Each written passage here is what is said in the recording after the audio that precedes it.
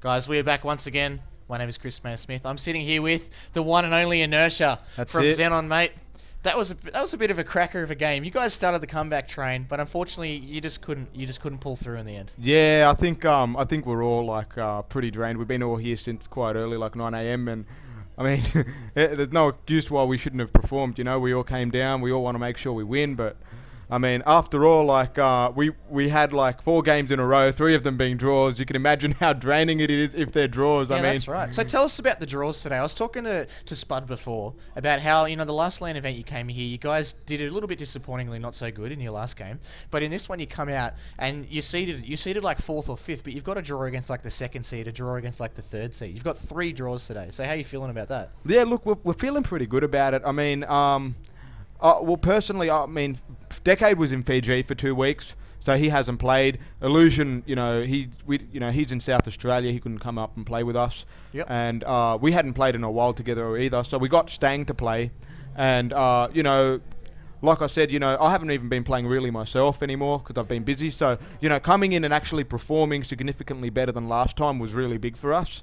You know, Adamant surprised me because when we played them initially, you know, we thought it was going to be a clean sweep, but you know, they were actually a bit better than we thought they were, and they beat ZR as well, who we drew to. Yep. Yeah, just, you know, taking a look at it, ZR were pretty good. We should have been able to beat them. I just think you know, towards the end, it comes down to that choke pressure point where we do something silly or someone makes a stupid mistake and it just costs the whole game and forces you on eco. So that's what happened against ZR. I mean, it was a pretty tight game on Nuke. And mind you, they started T-side Nuke first, and everybody in Counter-Strike knows that T-side Nuke is like a complete disadvantage. What else? Oh yeah, we had a game against Noxious. I honestly thought we were going to lose. It was on Cache as well, and you know, we did well on Cache in CG. Like we beat Sniper Division in CG on Cache. Yeah, that's pretty good. Yeah, I mean, I think they're in the finals now or semis or something. Yeah. They're doing pretty well. So we're quite happy with beating them. So I think we were able to carry on, like, you know, our momentum from Cache into the game against Noxious, which we also should have won, but also just fell short. Yep. Romper's been playing amazing this LAN. I don't know if anyone has been watching him, but you know, a lot of people have been going around saying, oh, he might cheat online. Romper's been playing absolutely amazing. He almost 30 bombed every game. I haven't played too bad as well, and everyone else has been playing pretty well. But Romper Stomper really stepped it up almost every game. And then we had our game against who was it? Our game against XPL.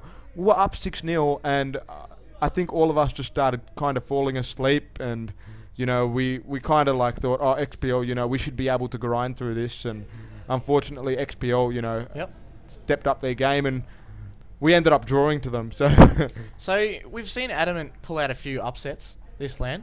What do you think's the cause of that? Why do you think Adamant's going so well? They are a slut team, you know, and they're a bunch of, you know, it's not calling the trash or anything, but they're a bunch of CGA players, and they're smashing CGP players right now. You got to understand that LAN's a different scene, and a lot of the up and coming players also, you know, will play on the edge. So like, you know, they're looking forward to this day a lot more than us casual players who are coming along because we've been doing it for so long. So, you know, this is kind of more of like a mentally stimulating challenge for those who haven't like had the challenge before. Yep. And Dreamer as well has been really firing up the team. I mean, Dreamer played 1.6 for a long time, and I think his LAN mentality and his sportsmanship for the team have really like driven them to be able to play well this game. You know. Yeah, that's good. So is this the last LAN for Xenon?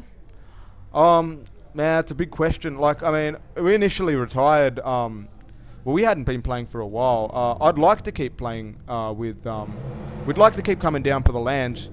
So I think when is there ever going to be another LAN? That's the question. Yeah, there'll be more LANs. There'll definitely be more LANs. Well, yeah. See, I mean, then when you ask if it's the last time for Xenon, I don't think so, because we'll keep coming to the LANs, man. That's for sure. You know, that's good. I mean, you guys have been to, I think, every single TTHUB LAN in Melbourne so far. The first one at Ibis, then the one at Mid City, and now the 3rd one.